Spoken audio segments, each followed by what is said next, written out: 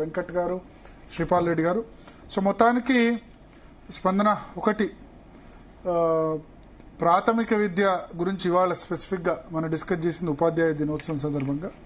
ప్రభుత్వాలన్నీ కూడా ఒకళ్ళు గురుకులాలంటే ఇంకోళ్ళు ఇంటిగ్రేటెడ్ స్కూల్స్ అంటున్నాయి, కానీ మామూలుగా ఉండే స్కూల్స్, ఎందుకంటే ఇప్పుడు ముఖ్యమంత్రి రేవంత్ రెడ్డి అయినా లేకపోతే ఇంతకుముందు ముఖ్యమంత్రి తెలంగాణ తొలి ముఖ్యమంత్రి కేసీఆర్ అయినా వాళ్ళంతా చదువుకుంది సాధారణ బళ్ళు కదా. దాన్ని ఇంప్రూవ్ చేయకుండా గురుకులాలని ఇంటిగ్రేటెడ్ స్కూల్స్ అని వాటికి ఏమంటే ఆకాశానికి నిచ్చెనలు వేస్తున్నారు. ఇప్పుడు కేజ్రీవాల్ ఢిల్లీలో ఉన్న ఎగ్జిస్టింగ్ స్కూల్స్ని ఇంప్రూవ్ చేశాడా, అక్కడ గురుకులాలు పెట్టాడా?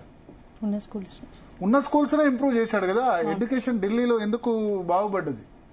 సరే, గురుకులాలు ఆల్రెడీ ఏర్పాటు చేశారు, దాని మీద ప్రజలు ఎక్కువ మొగ్గు చూపిస్తున్నారు. దాదాపు 3-4 లక్షల మందికి పైగా విద్యార్థులు గురుకులాలు చదువుతున్నారు. దానికే పక్కా బిల్డింగ్స్ కట్టి అక్కడ మెను కరెక్ట్గా ఇవ్వండి. గురుకులాల్లో చాలామంది ఆహారం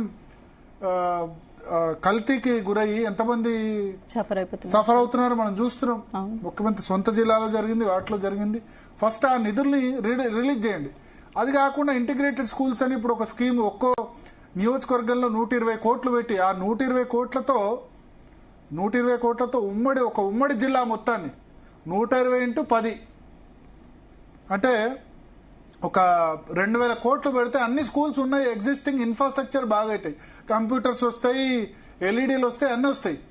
అది కాకుండా ఓన్లీ మళ్ళీ బిల్డింగ్స్ కానీ ఆ 120 కోట్లు వీళ్ళు ఇప్పుడు ఇంకా కట్టుడు ఇప్పుడు స్టార్ట్ చేశారు. అది కంప్లీట్ అయ్యేసరికి 2028-29 పొరపాటున వేరే గవర్నమెంట్ వచ్చింది అనుకోండి, ఈ గవర్నమెంట్ కాకుండా బీజేపీ గవర్నమెంట్, కాంగ్రెస్ గవర్నమెంట్, వాళ్ళు మేము ఈ స్కీమ్ ను కంటిన్యూ చేయమంటే ప్రాబ్లం అవుతుంది.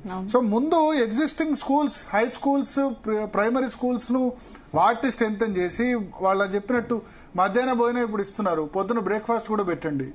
కేసీఆర్ ఎన్నికల ముందు కరెక్ట్గా పెట్టారు, ఇప్పుడు ఈ గవర్నమెంట్ వచ్చిన తర్వాత తీసేసింది.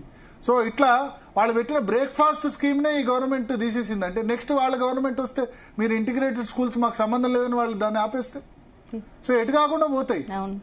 సో అందుకని అసలు కారణం కాకుండా వేరే చేస్తున్నారు. ఇప్పుడు ఏటా 200 మంది టీచర్లను విదేశాలకు పంపి విద్యా విధానంపై అధ్యయనం చేయాలని ప్రోత్సహిస్తా ఉన్నారు కదా, దానిపై కూడా విమర్శలు. ఫస్ట్ ఈ ఉన్నవి నేను చెప్పింది అంటే basic primary schools, high schools, వాటి సంగతి చూడండి.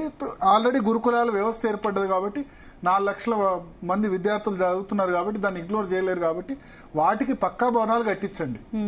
ఒక్కో గురుకులానికి ఒకటే స్కూల్కు 120 కోట్ల ఖర్చు బదులు ఆ నియోజకవర్గంలో ఉన్న 100 స్కూల్స్కు 1 కోటి ఖర్చు పెట్టండి చాలు.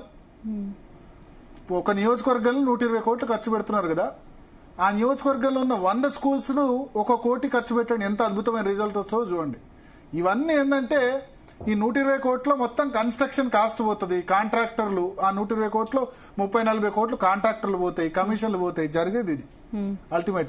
అల్టిమేట్ గా పిల్లలకు మంచి ఫుడ్ కావాలి, బ్రేక్ఫాస్ట్ కావాలి, లంచ్ కావాలి, ఈవినింగ్ స్నాక్స్ కావాలి. అవసరమైతే మా గురుకులాల్లో ఉన్న వాళ్ళకి మంచి ఫుడ్ పెట్టండి, మంచి మెనూ పెట్టండి.